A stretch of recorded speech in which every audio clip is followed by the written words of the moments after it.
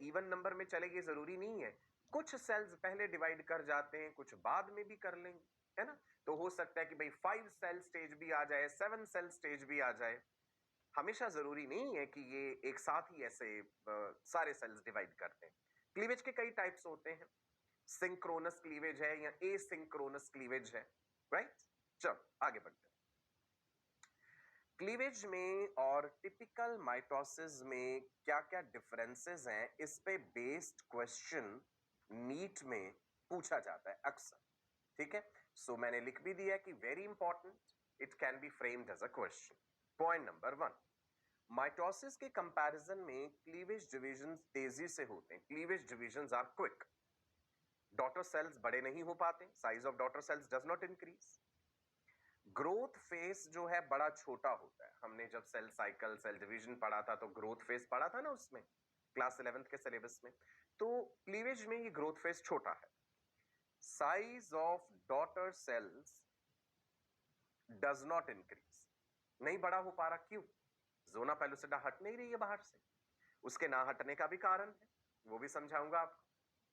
Nuclear cytoplasmic ratio increases, ये point important है, इस पे अक्सर क्वेश्चन फ्रेम हो जाता है कि क्लीवेज के टाइम पे न्यूक्लियस और साइटोप्लाज्म का रेशो कैसे बदल रहा है, क्या ये सेम रह रहा है, क्या ये इंक्रीज कर रहा है, डिक्रीज कर रहा है। तो क्योंकि उतना ज्यादा साइटोप्लाज्म जो है सेल्स में वो नहीं आ पाता, न्यूक्लियस कंपैरेटिवली जो है वो बड़ा लगता है, सो न्यूक्लियर साइटोप्लाज्मिक रेशो जो है वो बढ़ जाता है क्लीवेज में।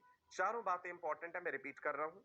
Cleavage divisions are quick, growth phase is very short, size of daughter cells does not increase, nuclear cytoplasmic ratio increases, ये इंपॉर्टेंट है इसमें, ठीक है जी। नाउ अब सुनो, फर्टिलाइजेशन हो गया। अगर हम साइकिल 28 डेज का माने तो ओवुलेशन अकर्स ऑन डे 14, 14 का प्लस माइनस 2 हो सकता है कि मैंने आपको बताया था।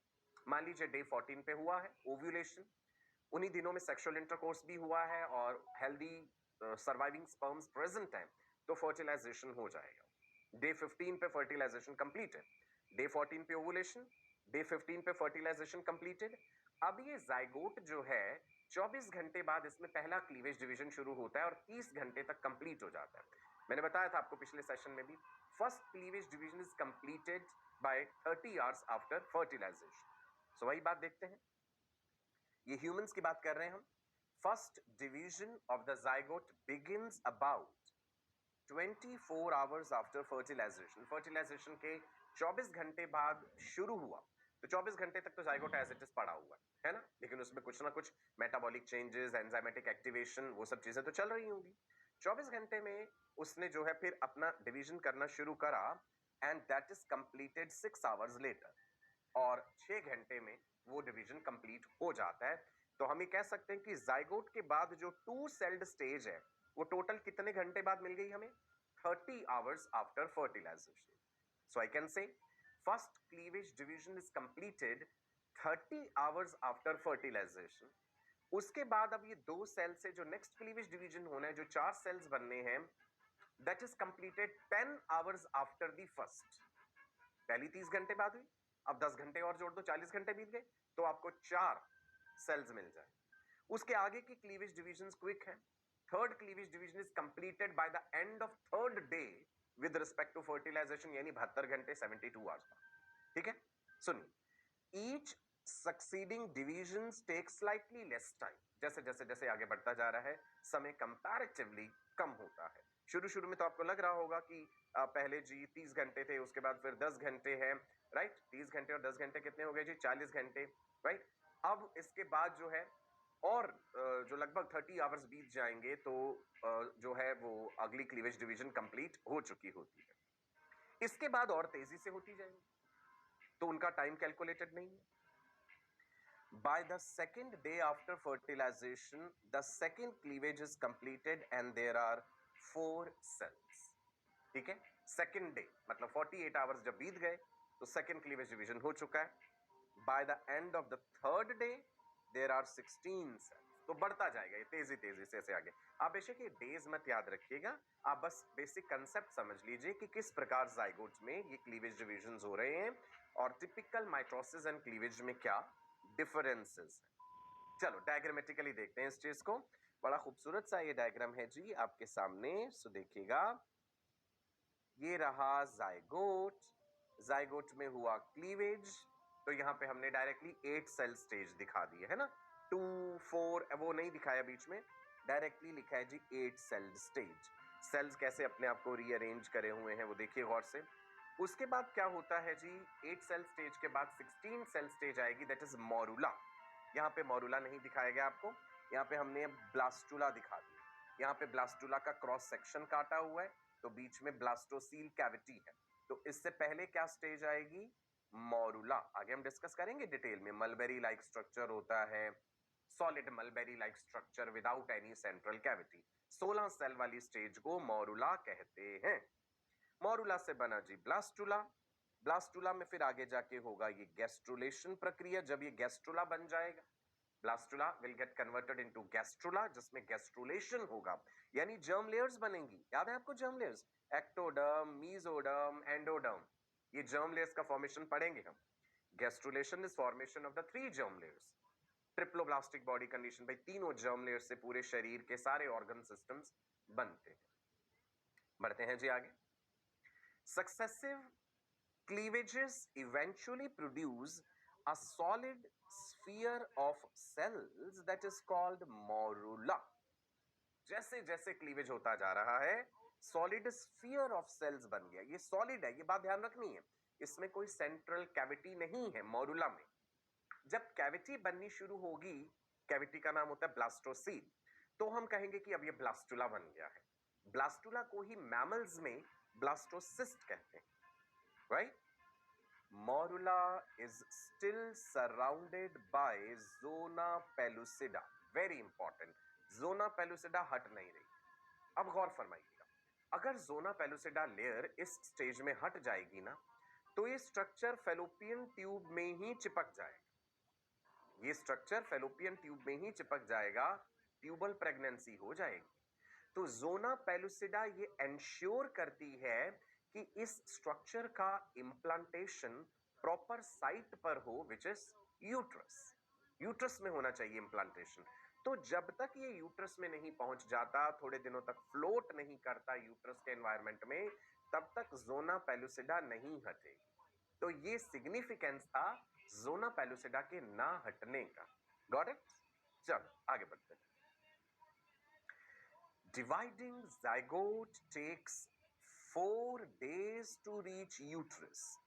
फेलोपियन ट्यूब के एम्पुला में फर्टिलाइजेशन हुआ, क्लीवेज डिविजन्स होते जा रहे हैं, साथ के साथ ये डिवाइडिंग जाइगोट आगे बढ़ता जा रहा है।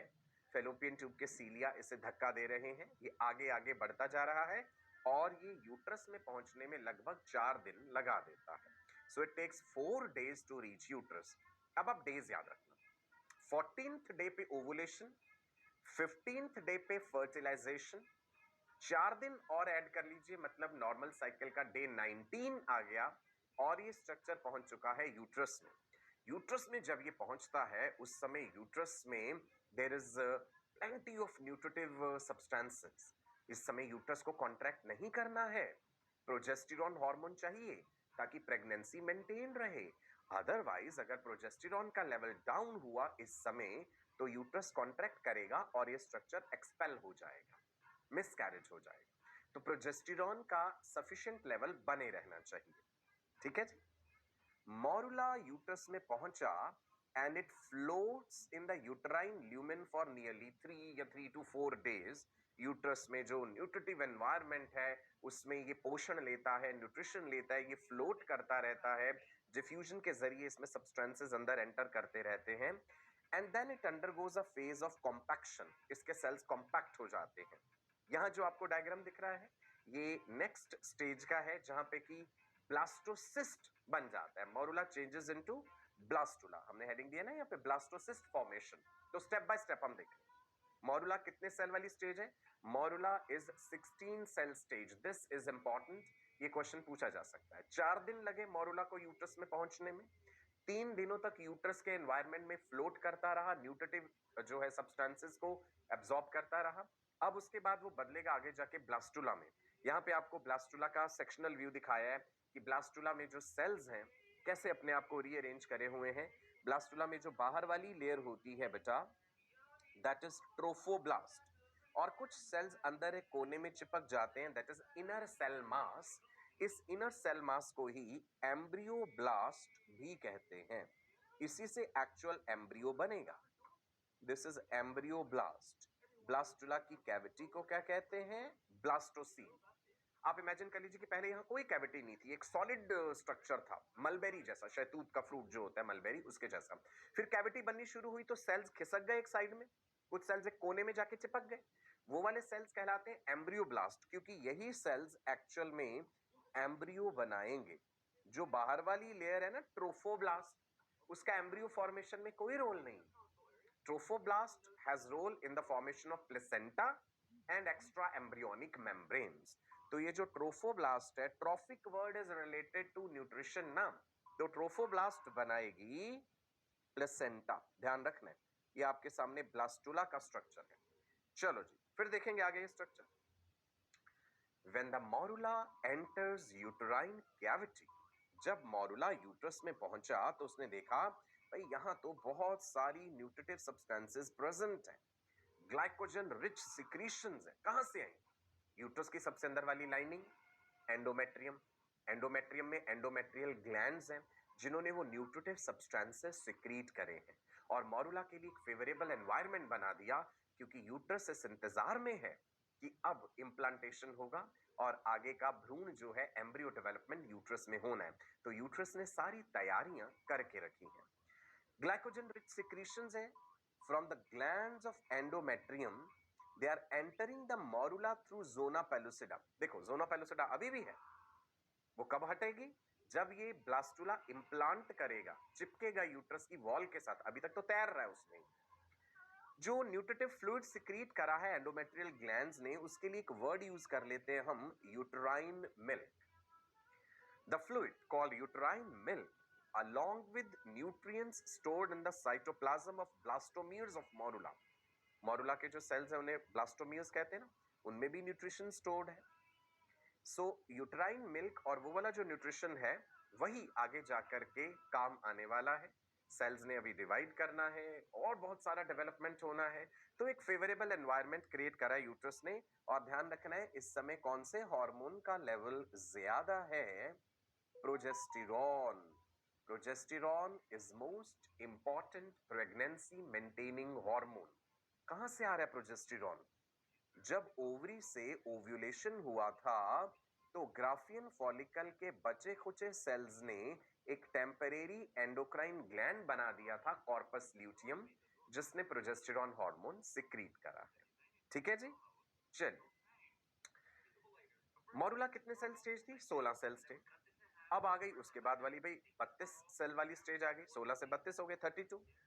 At 32 cell stage, the fluid enters morula and collects between the blastomeres. Fluid अंदर भरता जा रहा है, ब्लास्टोमियर्स के बीच बीच में कलेक्ट हो रहा है। अब एक कैविटी बननी शुरू होगी जिसमें वो न्यूट्रिशन इकट्ठा हो जाए, दैट कैविटी इज ब्लास्टोसील। और जब कैविटी बननी शुरू हो जाती है तो वो मॉरुला किस में परिवर्तित हो जाता है? ब्लास्टुला। ठीक है, तो मैं लिख दूं मॉरुला किस में चेंज करा है?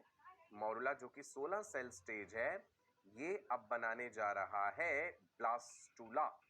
ब्लास्टुला को ही मैमल्स में ब्लास्टोसिस्ट कह देते हैं। एक ही बात, blastocyst term we use for mammals. जो सेल्स थे ब्लास्टोमियर्स, उन्होंने अपने आप को रीऑर्गेनाइज कर लिया। They reorganize themselves around a large fluid filled cavity. Cavity is the blastocyst cavity और blastocele जो आपको यहाँ पे नजर आ रही है। तो मॉरुला के सॉलिड बॉल ऑफ सेल्स जो थे, उन्होंने कहा अब समय आ गया, अपने आप को रीअरेंज करो। तो एक बाहर वाली लेयर बन जाती है, दैट इज ट्रोफोब्लास्ट, और कुछ सेल्स अंदर कोने में चिपके हुए हैं, दैट इज एम्ब्रियोब्लास्ट, और कैविटी है ब्लास्टोसील। ये स्ट्रक्चर है जी ब्लास्टुला का या ब्लास्टोसिस्ट का, ध्यान रखिएगा। Inner cell mass, inner cell mass को ही क्या बोला है हमने? आईसीएम भी कह देते हैं और एम्ब्रियोब्लास्ट भी कह देते हैं। ये एक तरह के स्टेम सेल्स हैं जिन्होंने पूरा शरीर बना देना है, पूरा एम्ब्रियो बनाना है आगे जा। ब्लास्टुला में बहुत सारे सेल्स हैं, हंड्रेड्स ऑफ सेल्स हैं, but it is still about the same size as that of original zygote. Important, blastula में सेल्स का नंबर इतना ज्यादा हो गया लेकिन साइज अभी भी जाइगोट जितना। क्यों? Reason you remember? The reason is, कौन सी लेयर अभी तक इंटैक्ट है जिसने साइज नहीं बड़ा होने दिया? Zona pellucida. किससे बनी है?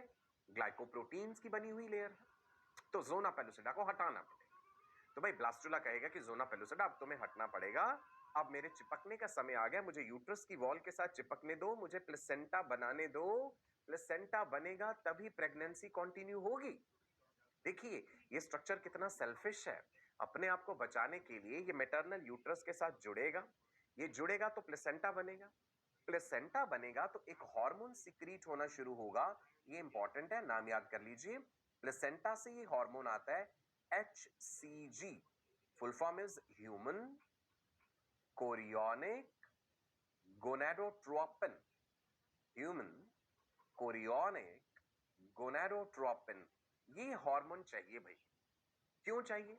ये हार्मोन जाकर के ब्लड सर्कुलेशन के थ्रू ओवरी में पड़े हुए कॉर्पस ल्यूटियम को ये मैसेज देगा कि कॉर्पस ल्यूटियम तुम बने रहो, डीजेनरेट मत कर जाना, प्रेगनेंसी हो चुकी है ना।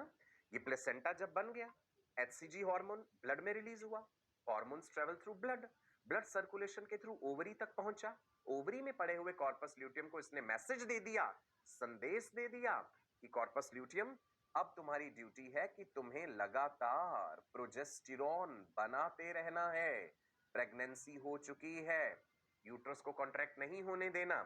प्रोजेस्टेरॉन स्टेरॉयड हार्मोन है, most important pregnancy maintaining hormone.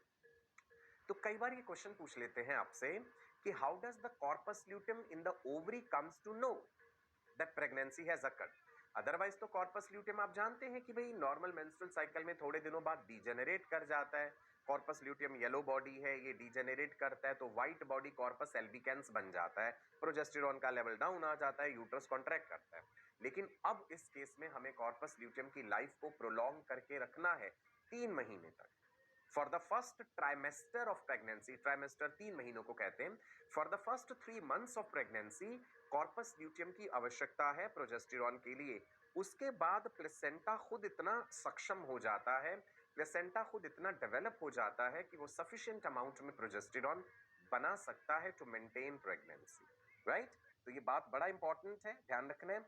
और यही HCG हार्मोन जो है जैसे जैसे ब्लड में इसका लेवल बढ़ेगा तो ये यूरिन में भी पास आउट होने लगेगा। फीमेल के यूरिन में HCG हार्मोन का टेस्ट अगर पॉजिटिव आता है तो इसी से हम प्रेगनेंसी को कंफर्म करते हैं।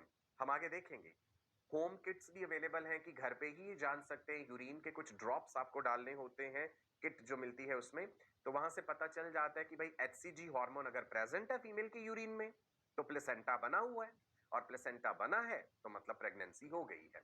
सो ये क्वेश्चन भी इंपॉर्टेंट है, presence of which hormone in the urine of a female indicates pregnancy? It is HCG, human chorionic gonadotropin, glycoproteinaceous hormone है। चलिए वापस लौटे, मॉरुला से ब्लास्टुला बना लिया हमने। During the formation of blastocyst, two distinct cell populations arise, जो मैंने पहले बताए थे। एक सेल जो अंदर कुछ कोने में चिपके हैं एम्ब्रियोब्लास्ट, और जो बाहर वाली लेयर है दैट इज ट्रोफोब्लास्ट। अब इस डायग्राम को जरा गौर से देखिए, इसकी लेबलिंग समझते हैं। ये वाली चीज है यूट्रस की अंदर वाली lining, that is endometrium. Endometrium पूरा तैयार है, न्यूट्रिटिव ग्लैंड्स प्रेजेंट हैं, न्यूट्रिशन सिक्रीट कर रहे हैं, एंडोमेट्रियल सेल्स प्रोलिफरेट भी हो गए हैं, थिकनेस बढ़ चुकी है एंडोमेट्रियम की। क्यों? क्योंकि अब प्रेगनेंसी होने जा रही है, एक फेवरेबल बेड तैयार कर दिया गया है उस इम्प्लांटेशन के लिए, राइट जी, जो प्रोसेस अभी होने वाला है। अब हम देखते हैं ये ब्लास्टुला का कट व्यू दिखाया गया है, सेक्शनल व्यू, जिसमें अंदर कोने में पड़े हुए ये सेल्स हैं, ग्रीन कलर से दिखाए हैं, इनर सेल मास, शॉर्ट में ICM भी कह देते हैं जी, ICM, inner cell mass, embryoblast क्योंकि इसने एम्ब्रियो बनाना है। और ये बाहर वाले हैं जी ट्रोफोब्लास्ट, जिन्होंने प्लेसेंटा बनाना है, और ये है cavity that is blastocoel. Clear है? देखो एंडोमेट्रियम के पास पास पहुंच गया। अब जोना पेलुसिडा हटाने का समय आ गया, हैचिंग ऑफ द ब्लास्टोसिस्ट अभी बताता हूं आपको आगे। देखिए जी, एम्ब्रियोब्लास्ट जो है, जैसे इनर सेल मास कहा है हमने, इट इज लोकेटेड इंटरनली, अंदर की तरफ है, एक कोने में चिपका है। और इवेंचुअली यही बनाएगा embryo. This is going to form the complete baby. Embryoblast नाम से अंदाजा लग रहा है ना। ट्रोफोब्लास्ट बाहर वाली लेयर है, outer superficial layer of cells, जिसने की वॉल ऑफ द ब्लास्टोसिस्ट बना दी है। Trophoblast is going to form what? Placenta and extra embryonic membranes. Extra embryonic membrane में एक मेम्ब्रेन है जिसे कोरियन कहते हैं, यहां पे हमने कोरियोनिक सैक लिख दिया है। पढ़ते हैं, trophoblast will ultimately develop into outer chorionic sac. पूरा जो बेबी है इसे बाहर कवर करती हुई लेयर है chorion, that surrounds the foetus and the foetal portion of placenta. इससे बनेगा। मैं सिंपल लैंग्वेज में आपको बता देता हूं, एम्ब्रियोब्लास्ट ने क्या बनाया? एम्ब्रियोब्लास्ट ने बनाया है आगे जाकर के एम्ब्रियो। ठीक है, एम्ब्रियोब्लास्ट को आईसीएम कहा, inner cell mass, stem cells हैं इसमें प्रेजेंट। एंड दूसरी लेयर थी trophoblast. Trophoblast is going to form placenta and it has also important role in the formation of extra embryonic membranes। Foetus के चारों तरफ एक्स्ट्रा एम्ब्रियोनिक मेम्ब्रेन्स भी present हैं, जिसमें से एक मेम्ब्रेन का नाम यहां बता रहा हूं, कोरियन, जिसे हमने यहां पे कोरियोनिक सैक लिख लिया। सो ये सवाल भी इंपॉर्टेंट है कि कोरियन आउटर मोस्ट लेयर जो है उस पूरे फीटस को सराउंड करेगी अभी आगे जाके, वो किससे बनी है? वो ट्रोफोब्लास्ट से बनी है, और ट्रोफोब्लास्ट का प्लेसेंटा बनाने में भी योगदान होता है। ठीक है जी, चलिए आगे बढ़े। एनसीईआरटी से लिया गया ये डायग्राम, फीमेल रिप्रोडक्टिव सिस्टम दिखाया गया है। ओवरी से ओवुलेशन हुआ, किस प्रकार से वो स्ट्रक्चर स्पर्म से जब फर्टिलाइज हुआ, सेकेंडरी oocyte फेलोपियन ट्यूब में क्लीवेज होते होते ये आगे बढ़ रहा है। ये इंपॉर्टेंट है, ध्यान रखिएगा। मैं आपको समझा देता हूं फिर से। ये वाला स्ट्रक्चर क्या है जी? This is ovary, right. Ovary की लिगामेंट दिख रही है आपको, यूट्रस दिख रहा है यहां पे। ठीक है जी, ये स्ट्रक्चर एक दिया गया है ए इज व्हाट? जो ये रिलीज हुआ है सेकेंडरी oocyte। उसके बाद ये देखिए फेलोपियन ट्यूब के एम्पुला रीजन में स्पर्म से ये फर्टिलाइज हो गया है, right. This is B. Then cleavage division हो गई, ये 2 डॉटर सेल्स बन गए। डॉटर सेल्स को क्या कहते हैं जी? Blastomere, right. उसके बाद 2 से 4, 4 से 8, 8 से 16। मॉरुला में कितने सेल्स हैं? 16, 16 सेल्स। और आप देखिए आगे आगे भी बढ़ता जा रहा है फेलोपियन ट्यूब में। मॉरुला यूट्रस में पहुंचा, थोड़े दिन तैरेगा, न्यूट्रिटिव फ्लूइड लेगा, फिर ये मॉरुला ब्लास्टोसिस्ट में बदलेगा, जिसे ब्लास्टुला कह दीजिए या ब्लास्टोसिस्ट कह दीजिए, और वो इम्प्लांट करेगा। इम्प्लांटेशन अभी समझना है हमने। ठीक है, चलो आगे बढ़ सकते हैं। अब आ गया जी इम्प्लांटेशन, नाइडेशन भी कहते हैं। गौर से सुनिए, ये जो डेवलपिंग स्ट्रक्चर है, अगर ये यूट्रस की वॉल के साथ कनेक्शन नहीं बनाएगा तो उसका नुकसान क्या है वो आप समझ गए। HCG हार्मोन नहीं बनेगा, वो प्लेसेंटा से गया। So this structure is trying to establish connection with the uterus. एक तो न्यूट्रिशन लेना पड़ेगा मदर से। अब जो एंडोमेट्रियल ग्लैंड थोड़ा थोड़ा सिक्रीट कर रही थी उससे काम नहीं चलेगा। अब ये स्ट्रक्चर साइज में बड़ा बड़ा बड़ा होता जाएगा, तो ज्यादा पोषण की जरूरत है। उसके लिए मैटरनल ब्लड से न्यूट्रिटिव सब्सटेंसेस आने चाहिए, उसकी नींव रखना जरूरी है, प्लेसेंटा बनना जरूरी है। और दूसरा वो HCG वाली बात है, राइट। ह्यूमन कोरियोनिक गोनेडोट्रोपिन होगा, कॉर्पस ल्यूटियम को संदेश देगा कि प्रेगनेंसी हो चुकी है, और कॉर्पस ल्यूटियम प्रोजेस्टेरॉन बनाना कंटिन्यू रखेगा। अगर ये HCG का सिक्रीशन नहीं हुआ तो ये स्ट्रक्चर यहीं एबॉर्ट कर जाएगा, कॉर्पस ल्यूटियम डिजेनरेट हो जाएगा, प्रोजेस्टेरॉन का लेवल डाउन आया, प्रोजेस्टेरॉन का लेवल डाउन आते ही यूट्रस कॉन्ट्रैक्ट्स, बिकॉज आप जानते हैं progesterone is most important pregnancy maintaining hormone. Progesterone inhibits uterine contractions, uterus में स्मूथ मसल्स हैं, तो प्रोजेस्टेरॉन का लेवल मेंटेन रखना है, कॉर्पस ल्यूटियम को जिंदा रखना है, HCG का लेवल हाई होना चाहिए, कनेक्शन बनना चाहिए, इंप्लांटेशन होना जरूरी है। Now you got the significance of implantation, right. चलो अब समझते हैं कि इंप्लांटेशन क्या है।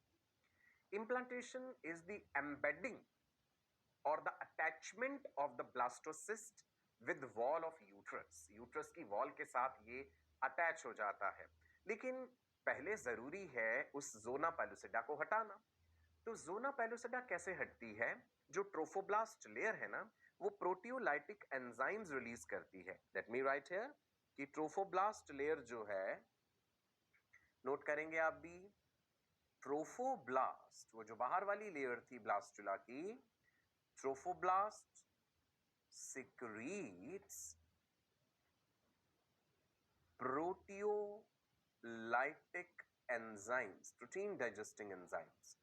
These proteolytic enzymes digest zona pellucida. अब हम कहेंगे कि zona pellucida ji thank you, तुम्हारा काम हो चुका है, अब तुम डिसॉल्व कर जाओ ताकि इम्प्लांटेशन हो पाए। अगर जोना पेलुसिडा इंटैक्ट रही तो वो चिपकने नहीं देगी उस स्ट्रक्चर को, और जोना पेलुसिडा हटेगी तभी ओवरऑल साइज भी बड़ा होगा।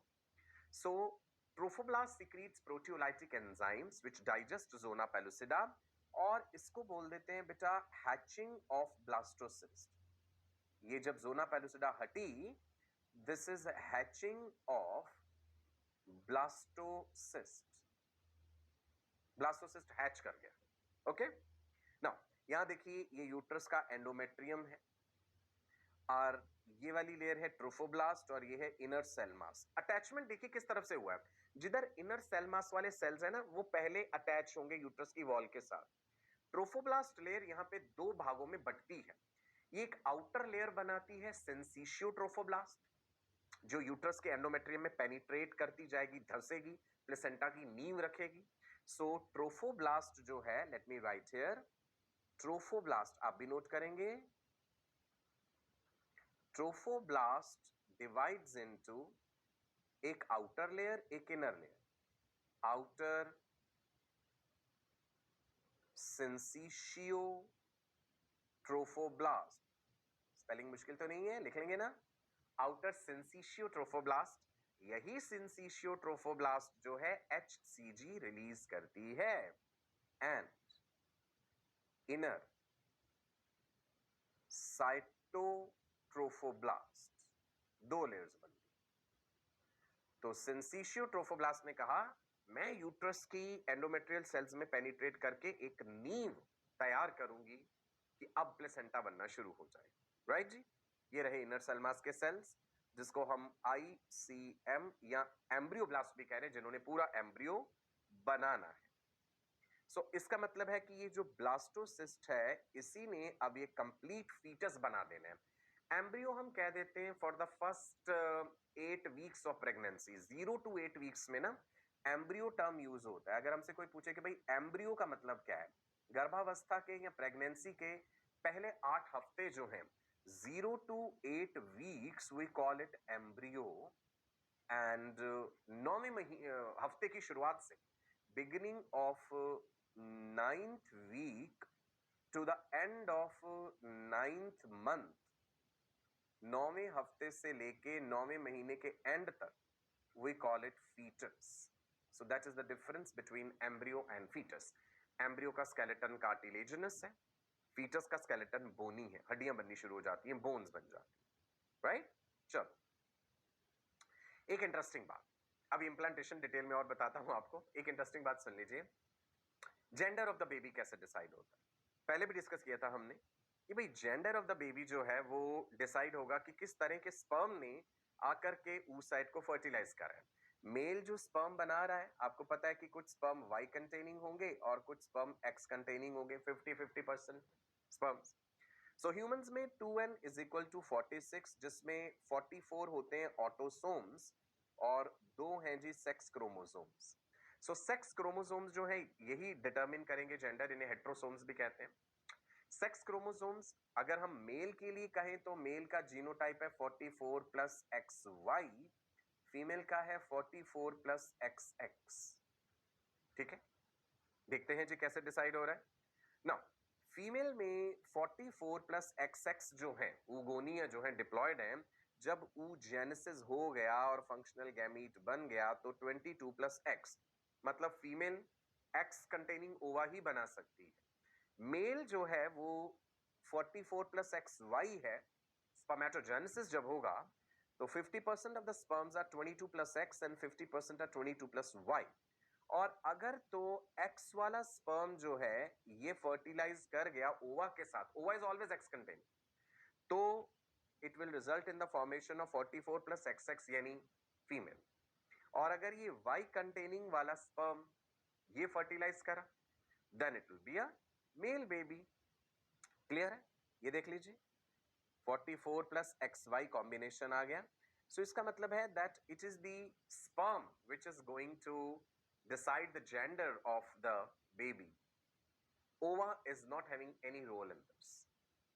So in many societies, it's the female who is blamed for giving birth to the female baby. That is totally wrong, right?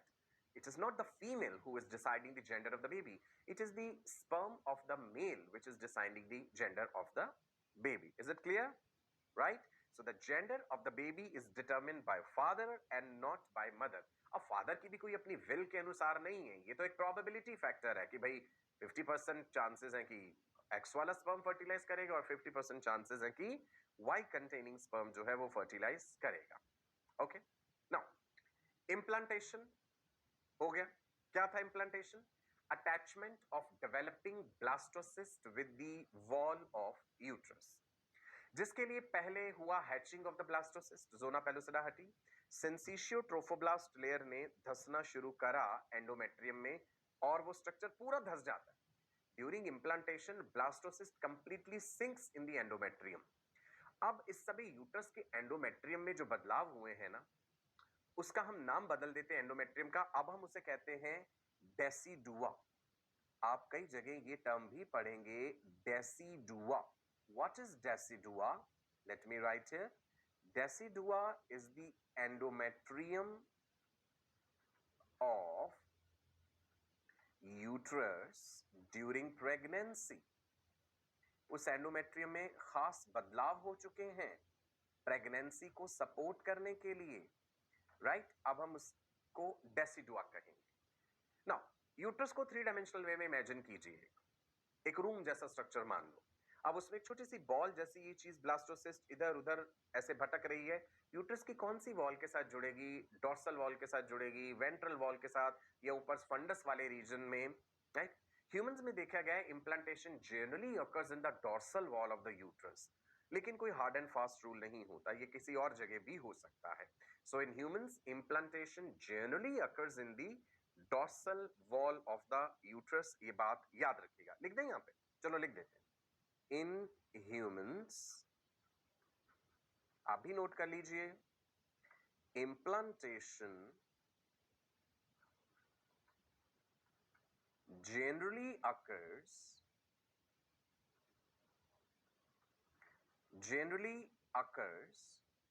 in dorsal wall of uterus, but कोई hard and fast rule नहीं है, ठीक है? और जगहों पर भी हो सकता है इम्प्लांटेशन। इम्प्लांटेशन हो गया जी। अब इसके बाद क्या? अब प्लेसेंटा की फॉर्मेशन को भी आगे बढ़ाना होगा। एम्ब्रियो ब्लास्ट जो है उसने एम्ब्रियो भी बनाना है। सो एम्ब्रियो ब्लास्ट के सेल्स में क्या चेंजेस आ रहे हैं वो भी हम देखते हैं। सुनिए एक बात पहले गौर से, trophoblast plus the endometrium, trophoblast ने एंडोमेट्रियम के साथ कनेक्शन बनाया था, इस चीज ने आगे जाके बना देना है placenta. Placenta is the only tissue in the body which has cells from 2 different individuals of 2 different generations. Placenta में 2 individuals के cells हैं, मदर के भी इन्वॉल्व होंगे, मदर की तरफ से एंडोमेट्रियम और एम्ब्रियो की तरफ से ट्रोफोब्लास्ट, और दोनों ही अलग अलग जनरेशन के हैं। Mother is generation 1, the baby is next generation. So बड़ी इंटरेस्टिंग बात है ना। Placenta is the only tissue in the body which has cells from 2 different individuals of 2 different generations. Inner cell mass में gastrulation होगी, आगे देखेंगे अभी हम, और जर्मिनल लेयर्स बनने, मतलब इनर सेल मास में कंप्लीट आगे जाकर के एम्ब्रियो बनाना है। गैस्ट्रुलेशन प्रोसेस हम देखेंगे। The question is how does the food eaten by the mother is going to reach the baby. Mother जो फूड खा रही है, मदर के डाइजेस्टिव सिस्टम में जा रहा है, डाइजेस्ट हुआ फूड, डाइजेस्टेड न्यूट्रिएंट्स एब्जॉर्ब हुए हैं, ब्लड में गए हैं, अब बच्चे तक कैसे पहुंचेंगे? प्लेसेंटा के जरिए। मदर का ब्लड और बच्चे का ब्लड, अभी ब्लड फॉर्मेशन भी देखेंगे हम, आमने सामने आता है, बट मिक्सिंग नहीं होता. There is no mixing of maternal and foetal blood, right? सिर्फ एक्सचेंज ऑफ सब्सटेंसेस होगा. मदर की तरफ से न्यूट्रिएंट्स, ऑक्सीजन, वो गैसेस बच्चे तक आएंगे, हॉर्मोन्स भी आ जाएंगे, कुछ वायरसेस भी हैं जो प्लेसेंटा क्रॉस कर लेते हैं, एंटीबॉडी है आईजीजी जो प्लेसेंटा क्रॉस कर लेती है. बच्चे की तरफ से जो मेटाबॉलिक वेस्ट्स हैं, कार्बन डाइऑक्साइड है, ये चीजें निकल के मदर के सर्कुलेशन में चले जाएंगी. So placenta is an ultra filtrate, बड़ा ही ब्यूटीफुली डिजाइन स्ट्रक्चर है नेचर के द्वारा, जहां पे एक्सचेंज ऑफ सब्सटेंसेस होना है. ओके, ये स्ट्रक्चर आप देख पा रहे हैं, ये अम्बिलिकल कॉर्ड है, बच्चे की नाभि के साथ, नेवल के साथ जुड़ी है अम्बिलिकल कॉर्ड, जिसमें 2 अम्बिलिकल आर्टरीज हैं, एक अम्बिलिकल वेन होती है. So let's talk about placenta, which is a temporary organ that connects the mother and the fetus. बच्चे के जन्म के समय ये प्लेसेंटा डिस्क शेप्ड स्ट्रक्चर हो चुका होता है, तब तक ये mature placenta, and then it is shed, mother की बॉडी से शेड हो जाता है. बच्चे के जन्म के बाद हम पार्चुरेशन की अलग अलग स्टेजेस पढ़ेंगे. What is parturition? Process of giving birth to the baby. So उसमें हम देखेंगे डायलेशन स्टेज क्या है, जब सर्विक्स डायलेट हुआ. उसमें हम देखेंगे एक्सपल्शन स्टेज क्या है, जब बेबी एक्सपेल हुआ. और उसके बाद थर्ड स्टेज आती है आफ्टर बर्थ स्टेज, और the decidua stage in which the placenta is expelled out. ठीक है? So let's understand how is this placenta being formed. Placenta formation. गौर से समझिए. एंडोमेट्रियल लाइनिंग आपको नजर आ रही है, ठीक है जी? ये मदर की ब्लड वेसल्स हैं यहां पे. Endometrium thickens with lots of blood vessels just before implantation. Endometrial glands की तरफ ब्लड सप्लाई बढ़ी, एंडोमेट्रियम में ब्लड वेसल्स बढ़ी. क्यों? क्योंकि अब एक नई जेनरेशन जो है उसे सपोर्ट करने के लिए पूरी तैयारियां करनी पड़ेंगी यूट्रस में. सो ब्लड सप्लाई बहुत ज्यादा प्रोमिनेंट हो गई, बढ़ गई. After implantation, the trophoblast will give rise to chorionic villi that comes in contact with blood vessels of endometrium. अब आप याद कीजिए, जो हमने ट्रोफोब्लास्ट बताई थी आपको, वो 2 भागों में बटी, साइटोट्रोफोब्लास्ट एंड सिंसिशियोट्रोफोब्लास्ट. ठीक है? ये जो आपको दिख रहे हैं ना, ये वाले सिंसिशियोट्रोफोब्लास्ट है, जिसने आगे जाके कोरियोनिक विलाय बना दिए हैं. These are chorionic विलाय. मैं बाकी स्ट्रक्चर भी आपको यहां पे समझाता हूं. ये वाली लेयर ट्रोफोब्लास्ट का ही हिस्सा है, और इसे कहेंगे साइटोट्रोफोब्लास्ट. ठीक है? और दूसरी है सिंसिशियोट्रोफोब्लास्ट, जिसने कोरियोनिक विलाय बना दिए हैं. राइट? ये वाला स्ट्रक्चर अंदर, यहां पे ये जो चीज दिख रही है ना, ये वो इनर सेल मास वाले जो सेल्स है ना, वो डिवाइड हो चुके हैं यहां पे, और उन्होंने एपीब्लास्ट और हाइपोब्लास्ट बना दिए हैं. ये टर्म याद रखिएगा बेटा. इनर सेल मास के जो सेल्स हैं, यही आगे जाके 2 लेयर्स बना देंगे, एपीब्लास्ट, हाइपोब्लास्ट. हाइपोब्लास्ट ने प्राइमरी योक सैक बनाना है. एपीब्लास्ट से एम्ब्रियो बनेगा. Epiblast is going to form the embryo. Hypoblast is going to form primary yolk sac. ठीक है? ये भी एक एक्स्ट्रा एम्ब्रियोनिक मेम्ब्रेन है. एक एक्स्ट्रा एम्ब्रियोनिक मेम्ब्रेन इससे पहले बताई आपको मैंने, कोरियोनिक सैक या कोरियोन. अब यह है प्राइमरी योक सैक. ह्यूमंस में ये प्राइमरी योक सैक इतना ज्यादा डेवलप नहीं करता, क्योंकि हमें इतने योक की जरूरत नहीं है यहां पे. लेकिन इसी प्राइमरी योक सैक में ब्लड सेल्स बनते हैं. यही योक सैक में ही आप याद कीजिए जर्म सेल्स. बताया था ना फीमेल रिप्रोडक्टिव सिस्टम पढ़ाते समय कि ओवरी के एपिथेलियम को जर्मिनल एपिथेलियम नहीं कहना है, that should be surface epithelium. क्योंकि जो जर्मिनल सेल्स हैं उनका तो एक्स्ट्रा गोनेडल ओरिजिन है. वहां पे ये बात बताई थी that germ cells are formed in the yolk sac, and from yolk sac they migrate to the ovaries. तो योक सैक याद रखिएगा, एक एक्स्ट्रा एम्ब्रियोनिक मेम्ब्रेन है ये यहाँ पे.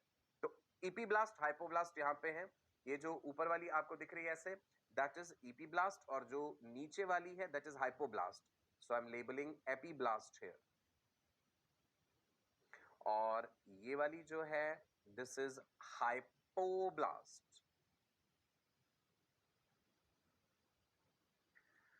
प्लेसेंटा बनने की शुरुआत हो गई। ये जो मदर की ब्लड वेसल्स हैं, ये कट व्यू दिखाया गया है, इसलिए ब्लड वेसल कट नजर आ रही है आपको।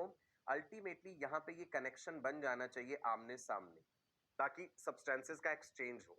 ये वाली चीज एंडोमेट्रियम की लाइनिंग है, ये आपको दिख रहा है। धीरे धीरे ये स्ट्रक्चर डेवलप होता है। एंडोमेट्रियम में अभी तो धंसा हुआ है, फिर ये एंडोमेट्रियम से ऐसे बाहर को आएगा, वो कनेक्शन वहीं का वहीं रह जाएगा और वो एम्ब्रियो डेवलप होकर यूट्रस की कैविटी में आ जाएगा। कनेक्शन वहीं का वहीं रह जाएगा। That connection is what is placenta. और फिर उस प्लेसेंटा के साथ वो फीटस किस चीज से जुड़ा है? अम्बिलिकल कॉर्ड से। वो भी कैसे बनता है वो हम देखेंगे आगे। ठीक है जी, राइट। चलो प्लेसेंटा फॉर्मेशन में आगे बढ़ते हैं। Spaces between the growing villi, the spaces are called lacuna. Villi बढ़ते जा रहे हैं। विलाय वर्ड आप याद कीजिए, हमने इंटेस्टाइन में भी पढ़ा था। सो कोरियोनिक विलाय के बीच बीच में जो स्पेस बन रहे हैं, that is lacuna. The maternal blood vessels come in contact with these empty spaces. ये रहे maternal blood vessels, वो इन empty spaces के संपर्क में आते हैं। Fetal blood vessels also start to develop in the trophoblast. यहाँ पे fetus ने भी अब अपनी blood vessels बनानी शुरू कर देनी, क्योंकि blood vessel और मदर की blood vessel और fetus की blood vessel को आमने सामने आना है। blood ने mix नहीं होना है। Mixing of the blood does not happen. अब आप यहाँ पे देखिए, आपको एक्टोडर्म, मीजोडर्म और एंडोडर्म भी दिखा दिया गया। प्लेसेंटा फॉर्मेशन के साथ साथ ही जो एम्ब्रियोब्लास्ट है, इनर सेल मास है, उसके सेल्स भी तो अपना डेवलपमेंट आगे प्रोग्रेस कर रहे हैं ना। सो ईपीब्लास्ट और हाइपोब्लास्ट बना। ईपीब्लास्ट से ही ये तीन लेयर्स एक्टोडर्म, मीजोडर्म, एंडोडर्म बनेंगी। तो ये जो तीन जर्म लेयर्स हैं, पढ़ेंगे हम अगले सेशन में डिटेल में, ये ईपीब्लास्ट से ही बने हैं। Here you can see the fetal blood vessels. You can see lacuna coming in contact with the maternal blood vessels. Close contact में आ चुके हैं. Inner cell mass will give rise to the germinal layers, ectoderm, mesoderm, endoderm. Now, in germ layers का formation, placenta के functions, ये सारी चीजें अब हम अगले सेशन में डिस्कस करेंगे। आज के लिए इतना ही। काफी सारी बातें आज हमने सीख ली। क्लीवेज के बारे में जाना, इम्प्लांटेशन कैसे हो रहा है, जोना पेलुसिडा का सिग्निफिकेंस क्या था वो जाना, पोस्ट इम्प्लांटेशन इवेंट्स में भी थोड़ी सी चीजें हमने डिस्कस करी। सो आने वाले सेशंस में हम आपके साथ डिस्कस करेंगे gastrulation. That is the process by which the inner cell mass is going to form the 3 germ layers. So आज के लिए इतना ही। आज का ये सेशन जो है यही खत्म करते हैं। सो मैं आपका अपना डॉक्टर सचिन कपूर अब आपसे विदा लेता हूं, आपको नमस्कार कहता हूं। God bless you all, wish you all a very bright and prosperous future. Stay blessed.